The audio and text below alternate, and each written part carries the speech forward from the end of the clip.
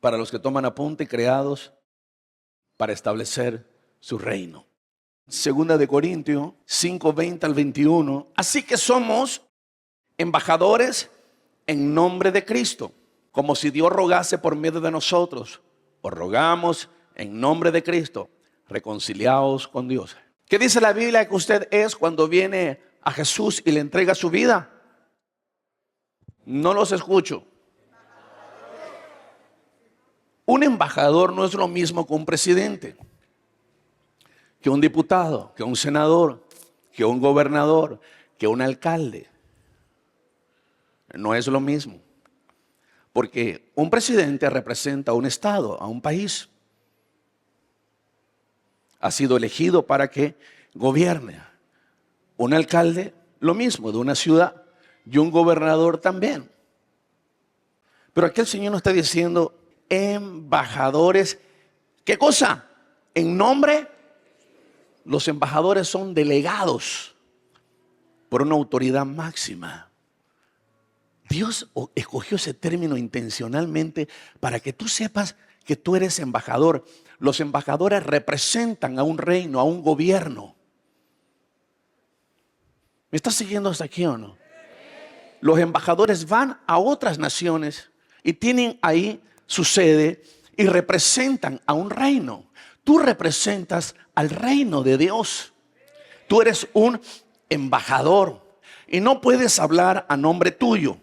No puedes hablar a nombre de lo que tú piensas, sientes, crees, te parece. No, los embajadores hablan a nombre de un rey. Si a ti te preguntaran, ¿y qué tú piensas de la mentira y del adulterio y del engaño y de la violencia y de la corrupción? Tú no tienes por qué estar diciendo, yo creo. No, tú vas a la palabra y dices, en el reino de Dios esto es abominación, punto. En el reino de Dios esta es una afrenta a Dios, a la familia y a la sociedad. En el reino de Dios esto se llama pecado, transgresión. Le llamas a las cosas por su nombre, porque vienes en representación de Cristo. ¿Usted lo entendió eso o no?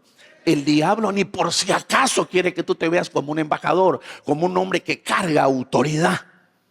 Él no quiere. Él quiere verte sin identidad. Él quiere que te veas como Pepe Sánchez. Pero yo soy más que eso. La Biblia me dice, no, eres eso humanamente, pero espiritualmente eres un embajador, cargas mi autoridad. Eras esclavo y yo te liberé. Eras un depresivo y yo te liberé. Eras un ansioso compulsivo y yo te liberé. Estabas lleno de ataduras, miedos, temores y yo te liberé. Huías de los problemas, los evadías. Yo te liberé y te enseñé a enfrentar los problemas de la vida. Así que tú eres embajador de mi reino y representas la nueva vida que yo te di y que te sigo dando. Tú carecías de dones, tú carecías de sabiduría y te di dones de sabiduría, discernimiento, te di dones de entendimiento, te di autoridad para que en mi nombre, que es sobre todo nombre, tú avances en medio de ese camino escabroso de la vida que muchos intentan vivir en sus fuerzas y fracasan. Tú eres embajador de mi reino, representas una nueva vida. El diablo no quiere eso. El diablo quiere que vivas atado a tus traumas, carencias, malas decisiones del pasado, te chicotees, te lastimes. Eso es lo que quiere el diablo. Por eso es cada vez que hacemos un intento por reafirmar nuestra nueva identidad, hay un ataque. Hay un ataque. ¿Has escuchado a esas personas que dicen, pastor, pero cuando yo vine a Cristo, la verdad que empecé a tener toda clase de oposición y antes no tenía ninguna oposición? ¿Cómo ibas a tener oposición si eras un esclavo? Eras una esclava y no te dabas cuenta. Esa es la diferencia. No te dabas cuenta. Eras esclavo y esclava de tu naturaleza caída. Eras esclavo de tus miedos, temores, complejos, miserias. Pero ahora que vienes a Cristo, claro que vas a tener una lucha, pero constante. Va a ser una batalla campal. ¿Sabes por qué? Porque el enemigo quiere verte siempre derrotado, quiere verte con una actitud de lástima, quiere verte profanando la palabra de Dios, diciendo esto no funciona. Desde que recibí a Cristo, mi vida empeoró. Puro lucha, pruebas, tribulaciones. Pero ¿sabes por qué nada te ayuda para bien? Porque tú no haces prevalecer tu identidad de embajador en el nombre de Jesucristo. Pastor, ¿qué significa eso?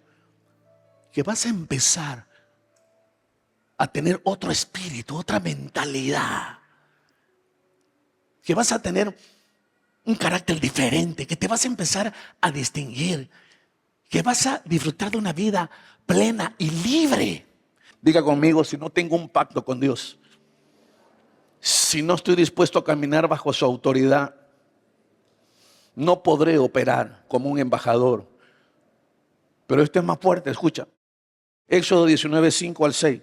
Ahora pues, si dieres oído a mi voz y guardaras mi pacto, ya yo hice un pacto contigo de amarte, de perdonarte, de ayudarte, de restaurarte en el camino, de darte fuerza, de caminar contigo, vosotros seréis mi especial tesoro sobre todos los pueblos. Mi especial tesoro. Se meten contigo, se meten conmigo, dice Dios. Porque tú tienes un pacto conmigo.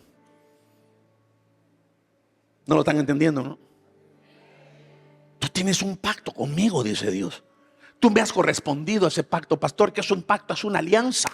Es un acuerdo que yo hago de caminar con Dios bajo su palabra, bajo sus parámetros, usando su autoridad, cumpliendo el propósito que Él me ha dado. ¿Cuál es ese propósito? Voy a llevar este mensaje y lo voy a compartir. ¿Por qué? Porque la gente que no tiene a Cristo, que no tiene esa mentalidad de hijo, de hija, de embajador, están llenos de miseria, están llenos de ruina, de miedo, de desgracias.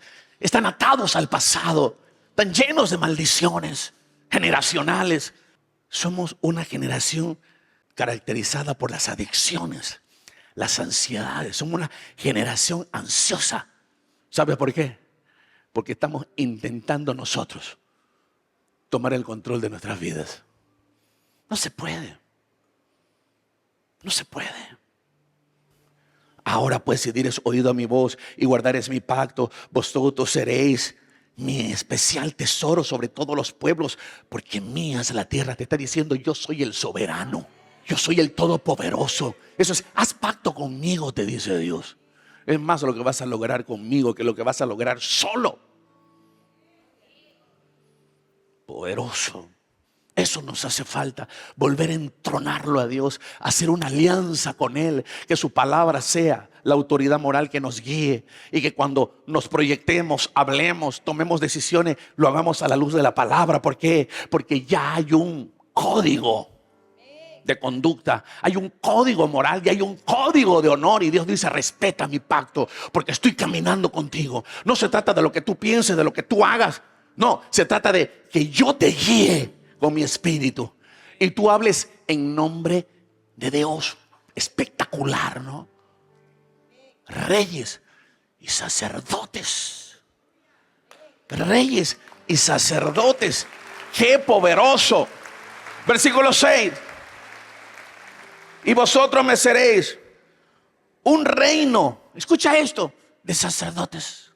Está hablando de un sacerdocio diferente al sacerdocio que conocíamos antes de que venga Cristo. Los sacerdotes eran hombres que tenían funciones específicas, que se encargaban de adorar a Dios, de presentar sacrificios de animales para expiar los pecados del ser humano. Eran los sacerdotes, eso sí. Había una litúrgica y una ceremonia. Vino Jesús, murió en una cruz, y dice que el velo del templo, donde se separaba el lugar santísimo, el lugar santo y el atrio, donde estaban los sacerdotes cumpliendo su función, se rasgó. Y Jesús dijo, ahora todo el que me confiese como Señor y Salvador, directo podrá entrar a mi presencia y ser como un sacerdote. ¡Qué poderoso! Y vosotros me seréis un reino de sacerdotes y gente santa, separada, diferente, con otro espíritu. Estas son las palabras que diréis a los hijos de Israel. impresionante. Salmo 55. Mira lo que Dios dice. Ese sacerdocio lo vas a empezar a ejercer desde la casa, el trabajo, tu lugar de estudios, donde quiera que te encuentres. Vas a ejercer ese sacerdocio y ese reinado. Cuando hablo de sacerdote, estamos hablando de gente que ama a Dios y que le ministra alabanza, que medita en su palabra para ser un embajador. Y estoy hablando de gente imperfecta. Juntadme mis santos. ¿Quién es el que nos santifica? Y dice Dios, quien se acerca a mí es en espíritu. San Juan 4:23, lea conmigo. Mas la hora viene y ahora es cuando los verdaderos adoradores adorarán al Padre en espíritu y en verdad. Porque también el Padre tales adoradores buscan que le adore.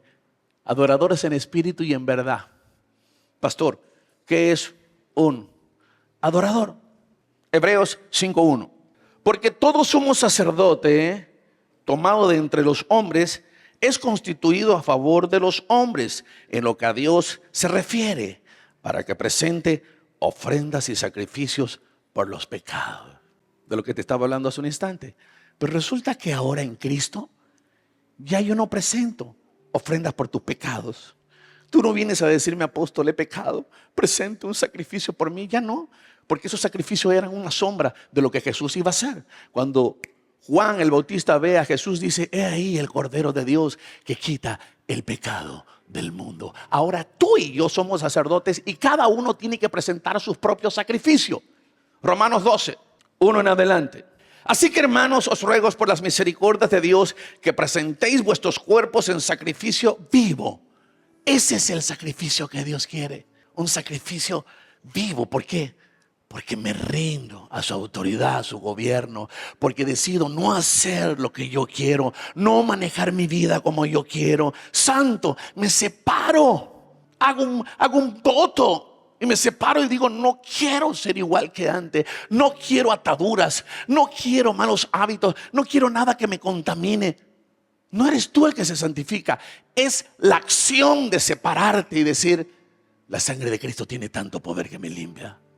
Y el pecado no se vuelve a enseñorear de mí. Y mis debilidades no se vuelven a enseñorear de mí. Estás definiendo una posición. Estás dejando que esa verdad te empiece a definir. Lo que le decía a los chicos, así como la droga te empieza a definir y te hace creer que eres un adicto y que nunca vas a cambiar, y tú dices, verdad, nunca voy a cambiar, sea con la droga, sea con la ira, sea con el enojo, sea con la maldad, sea con la injusticia, sea con la borrachera, sea con la orgía, sea con la impureza sexual, no importa. La lista de pecados es interminable, pero todo aquello que te esté definiendo es lo que te gobierna, es tu Dios, en otras palabras. Terminas adorando lo que crees, lo que te controla y te gobierna. Pues resulta que ahora el Señor te dice, preséntate delante de mí en sacrificio vivo. Cuando dejas que esa verdad te gobierne, empiezas a sentir placer de presentarte delante de Dios, dispuesto a sacrificar todo aquello que no le agrade. Dios te dice, eso es ser sacerdote, hijo. Me estás ofreciendo una alabanza que me encanta, una adoración pura. Y mueres y dices, ¿hasta cuándo? Hasta que yo vaya por ti. Pero es la única forma de que tengas mi vida, mi autoridad, seas un representante mío digno. Esa es la única manera de que yo transforme tu vida y la llene de virtud. No hay otra forma. Más fácil es identificarse con una religión que presentarte todos los días en sacrificio vivo, santo, agradable a Dios, que es lo que a Dios más le agrada. 2. Los sacerdotes presentan sacrificios de alabanza. Hebreos 13:15. Así que ofrezcamos siempre, con lucha, con pruebas, con dificultades, vas a presentar siempre, ¿qué cosa? A Dios, por medio de él, sacrificio de alabanza, es decir, fruto del labio que confiesen su nombre. ¿Sabes que el diablo no quiere eso? El diablo quiere que cuando te pase algo, maldigas la vida, maldigas a las personas, te maldigas a ti, digas, qué desgracia, y uses términos que te aten. Hay poder en tu boca para vida y para muerte. ¿Sabes que el diablo odia cuando estás pasando por un momento difícil y empiezas a adorarlo? y exaltar su fidelidad, su amor. Te libera. Te libera. Es todo lo opuesto a la lógica, porque la lógica diría, ¿cómo vas a alabar si estás mal? Lo lógico sería que te deprimas, que te quejes, que seas negativo, que no tengas deseo de hacer nada. Eso sería lo lógico. Pero Dios te dice, alábame. Tú eres mi sacerdote. Tú eres mi sacerdotisa. Por la sangre derramada en la cruz. Ya no necesitas hacer votos, ponerte una túnica. No, dice el Señor, por los méritos de mi Hijo, tú eres mi adoradora, mi adorador. Los sacerdotes están para presentarme ofrendas. Ahora tú eres la ofrenda y ahora quiero que me presentes siempre alabanza, sin importar si te está yendo bien, si te está yendo mal, si estás luchado, probado. Dios dice, preséntame alabanza. ¿Estamos aquí?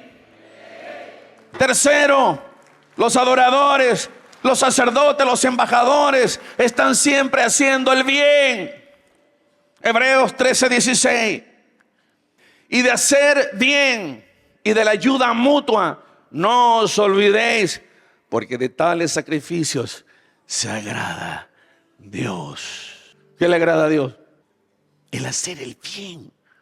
No dice buscar que te hagan el bien, porque hay gente que todo el tiempo quiere que le hagan el bien, que Dios la bendiga, que el pastor la bendiga, que el hermanito la bendiga, que en el trabajo le aumenten el sueldo, que por donde vaya las puertas sea todo, pero él no hace nada. Dice Dios, ¿sabes qué sacrificio me encanta? Cuando te veo haciendo el bien por alguien. Uy, la Biblia dice, de esos sacrificios Dios se agrada. ¿Estamos aquí o no? ¿Qué otro sacrificio debes hacer como embajador de Cristo, como sacerdote, como un hombre o una mujer que carga la autoridad de Dios? Hechos 12:5.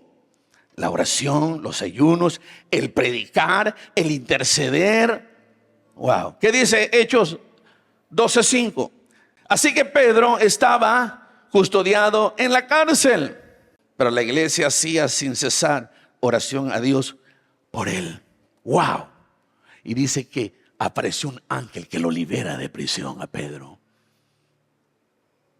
Porque la oración de la iglesia tiene poder. Tenemos una cadena de oración aquí de 24 horas. Y muchas veces ni te das cuenta que muchas de las victorias que tienes tú, tu casa, nuestra nación, es porque hay una iglesia orando. Por eso el diablo odia a la iglesia, odia a la familia. Porque es lo único con lo que no puede. Porque tal sumo sacerdote nos convenía, santo, inocente, está hablando de Jesús, sin mancha, apartado de los pecadores y hecho más sublime que los cielos, que no tiene necesidad cada día, como aquellos sumos sacerdotes, de ofrecer primero sacrificios por sus propios pecados y luego por los de su pueblo, porque esto lo hizo una vez para siempre, ofreciéndose a sí mismo. 28. Porque la ley constituye sumos sacerdotes a débiles hombres, pero las palabras del juramento posterior a la ley, al Hijo hecho perfecto para siempre. Dios dice, eres mi adorador, eres mi adoradora, preséntame oraciones, intercesión, ayunos. Segunda de Timoteo 4:2.